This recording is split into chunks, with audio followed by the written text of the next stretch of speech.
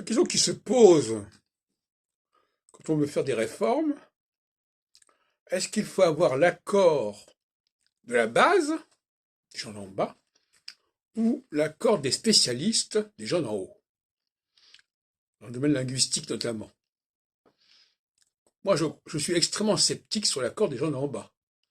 Que voulez-vous qu'ils décident? Ils ont leur avis, ils connaissent pas très bien le sujet, ils ne connaissent pas très bien les dossiers, et il faut qu'on respecte leur point de vue. Moi, je suis très sceptique là-dessus. C'est pareil pour l'astrologie aussi. Les gens d'en bas, à quoi bon les concilier leurs points de vue, comme si en conciliant les points de vue, on arrive à une vérité quelconque. Jamais les philosophes n'ont dit une chose pareille. Est-ce que Kant, est-ce que Hegel font la synthèse entre les différents avis, les différents points de vue? C'est n'importe quoi.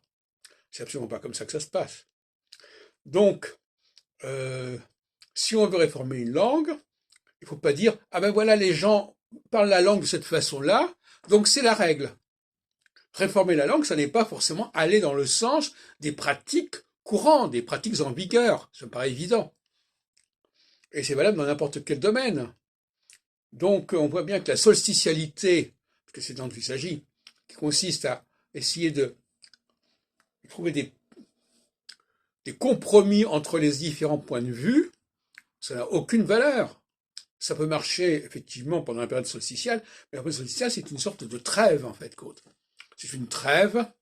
En attendant, on va, pour calmer le jeu, on va trouver des formules comme ça, à court terme, qui pourraient calmer le jeu. Mais ça va pas plus loin. La socialité, ce n'est pas quelque chose de très sérieux.